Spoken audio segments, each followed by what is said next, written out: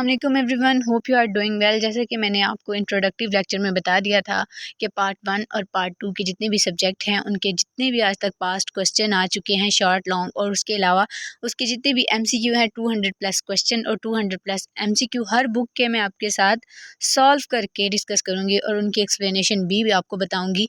और इससे आपके तमाम सब्जेक्ट के जो भी टॉपिक्स हैं वो कवर हो जाएंगे, यानी कि आपके हर बुक के टॉपिक्स में से हर क्वेश्चन आया होगा वो इसमें डिस्कस कर दिया होगा। आपको बुक के नोट्स पढ़ने की ज़रूरत ही नहीं होगी अगर आप ये क्वेश्चन अच्छे से कर लेंगे। ठीक है, तो सबसे पहले जो माइक्रोबायोलॉजी का हम सब्जेक्ट स्टार्ट करने जा रहे हैं फर्स्ट ईयर का। ठीक है, जो सब्जेक्ट है हमारे पास आज का वो है माइक्रोबायोलॉजी। माइक्रोबायोलॉजी के सबसे पहले हम क्वेश्चन देखेंगे कि कौन कौन से क्वेश्चन हैं और किन किन टॉपिक से आए हैं। इसके बाद एमसीक्यू देखेंगे इंशाल्लाह। तो चलिए चलते हैं, पहले सबसे कौन सा क्वेश्चन है। सबसे पहला जो क्वेश्चन है वो हमारे पास है माइक्रोबायोलॉजी की डिफ़ाइन, यानी कि माइक्रोबायोलॉजी की डिफ़ाइन हमने करनी है। और माइक्रो का हमेशा आपने देखना है, माइक्रोबायोलॉजी है ना वो दो ग्रीक वर्ड से ड्राइव है, यानी कि दो यूनानी अल्फाज से अखज़ किया गया है। माइक्रो, माइक्रो का मतलब होता है स्मॉलेस्ट, बहुत ही छोटा, टाइनी मालिक्यूल या टाइनी पार्टिकल या टाइनी ऑर्गेनिज्म। बायोलॉजी का मतलब होता है स्टडिंग लाइफ, यानी कि जो हम ज़िंदगी की या लिविंग ऑर्गेनिज्म के जिंदा जानदारों की स्टडी करते हैं उसको हम क्या कहते हैं, बायोलॉजी। ठीक है, उसके बाद इसकी डिफाइन की तरफ चलते हैं। तो सबसे पहले कहते हैं the branch of the biology deal with the study of micro organism and their effect on other living organism, यानी कि हम देखते हैं कि माइक्रो ऑर्गेनिज्म की स्टडी करते हैं। माइक्रो ऑर्गेनिज्म की स्टडी कैसे करते हैं, माइक्रोस्कोप की मदद से, या जो लेंस होते हैं जो एक चीज़ को जूम करके दिखाते हैं। और आपने हमेशा रिमेंबर डेट करना है कि माइक्रो ऑर्गेनिज्म ऐसे ऑर्गेनिज्म होते हैं जो हम आम आँख से नहीं देख सकते। ठीक है, और ये बहुत ही छोटे और टाइनी पार्टिकल्स होते हैं या ऑर्गेनिज्म होते हैं। कहता है कि हम माइक्रो ऑर्गेनिज्म की स्टडी करते हैं इस फील्ड में। ठीक है, उसके अलावा इसका इफेक्ट देखते हैं कि लिविंग ऑर्गेनिज्म जो दूसरे होते हैं उन पे इसका क्या असर होता है। ठीक है, उसके बाद कहता है जो हमारे पास दूसरा क्वेश्चन है वो है डिफाइन जियोलॉजी। अब हमने जियोलॉजी की डिफ़ाइन करनी है। ठीक है, जियोलॉजी की क्या डिफ़ाइन होगी, डिफाइन जियोलॉजी,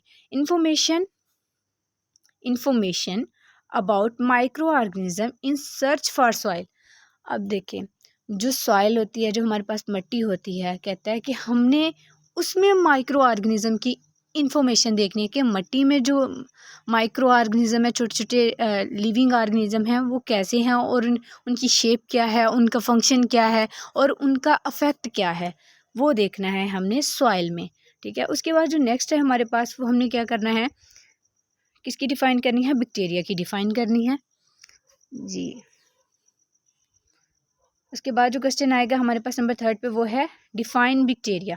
बैक्टीरिया की डिफाइन एग्जामिनर आपसे पूछेगा। ये जो सारे मैं आपसे क्वेश्चन और इनके आंसर डिस्कस कर रही हूँ ये सारे पेपर्स में आ चुके हैं। ठीक है, माइक्रोबायोलॉजी के। तो डिफाइन बैक्टीरिया, बैक्टीरिया की डिफाइन करनी है। अब बैक्टीरिया, फंजाई, एल्जी जो भी हैं ये माइक्रो ऑर्गेनिज्म है, ये आम आँख से नहीं देखे जा सकते। ये माइक्रो ऑर्गेनिज्म माइक्रोस्कोप या फिर लेंस की मदद से देखे जा सकते हैं। ठीक है, इंस्ट्रूमेंटेशन की जाती है इनकी। तो बैक्टीरिया की डिफाइन देखते हैं। द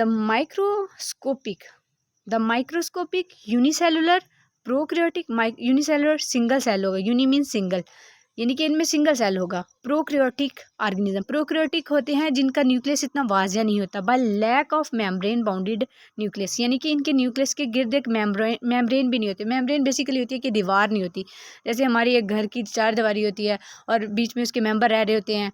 हाँ, और एक मेन जो फ़र्द होता है हमारे घर का, अम्मी हो गए, अब्बू हो गए, वो एक हमारा न्यूक्लियस हो गया। और उसके जो छोटे छोटे हम बहन भाई हो गए, उनकी औलाद हो गई, वो उसकी ऑर्गेनेलीज होती हैं और सब मिलके एक घर चलाते हैं।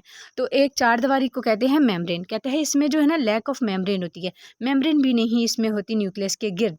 ठीक है, मेम्ब्रेन बॉडीड ऑर्गेनेलीज, यानी इनकी ऑर्गेनेलीज के गिर्द भी मेम्ब्रेन नहीं होती जी। तो नेक्स्ट क्वेश्चन है हमारे पास डिफाइन कोकाई।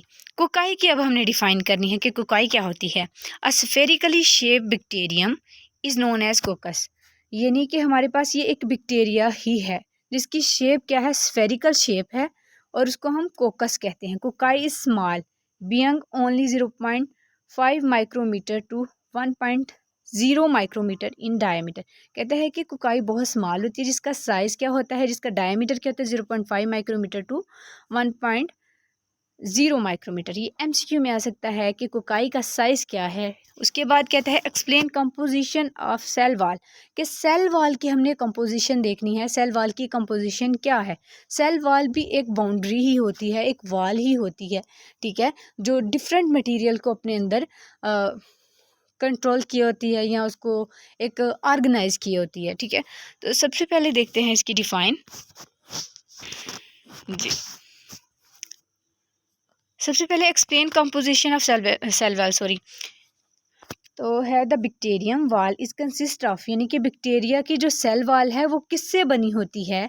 पिप्टाइडो। आपको ऐसे भी आ सकता है, एक तो ऐसे भी क्वेश्चन पूछ सकता है explain composition of cell wall, या ऐसे भी पूछ सकता है explain the composition of bacterium cell wall, यानी कि बैक्टीरिया की जो सेल वॉल है उसकी कंपोजिशन बताएं कि वो किससे मिलके बनी होती है।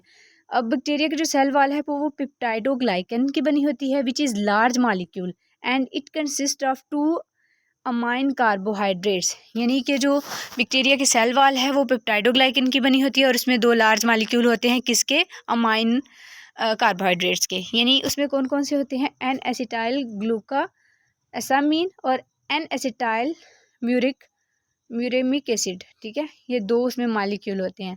ये तो होगी हमारे पास कंपोजिशन। उसके बाद हमारे पास नेक्स्ट क्वेश्चन है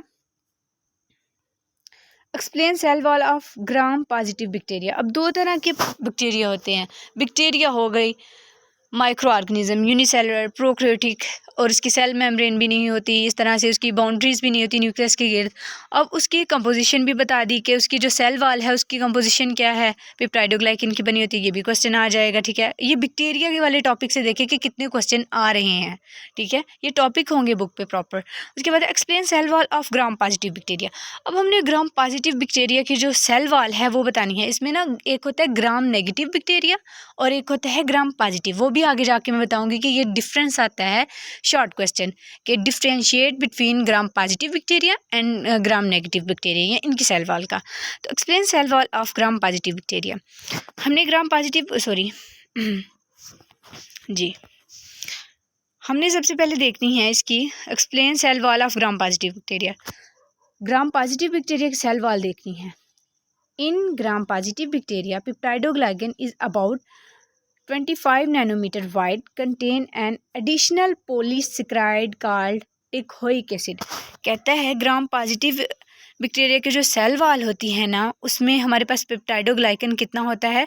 25 नैनोमीटर वाइड होता है, ठीक है, चौड़ाई होती है उसकी, जिसमें कंटेन होता है, जिसमें मुश्तमिल होता है एडिशनल पॉलीसेक्राइड, ठीक है, एडिशनल पॉलीसेक्राइड भी होता है जिसको हम क्या कहते हैं? Teichoic acid.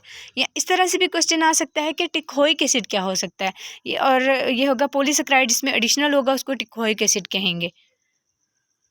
तो आज के हमारे मेरे ख्याल से इतने ही क्वेश्चन काफ़ी हैं। इंशाल्लाह नेक्स्ट लेक्चर में भी आपको इतने 5, 6, 10 क्वेश्चन डेली के बताए जाएंगे या लेक्चर बेस्ड बताए जाएंगे। कोशिश करूंगी कि मैं जल्दी से जल्दी आपका ये जो पार्ट 1 पार्ट 2 के जितने भी पास्ट पेपर में क्वेश्चन और MCQ आए हैं वो कवर कर सकूं। तो मिलते हैं कल की वीडियो के साथ, तब तक के लिए अल्लाह हाफिज़, अपना बहुत ज़्यादा ख्याल रखिएगा।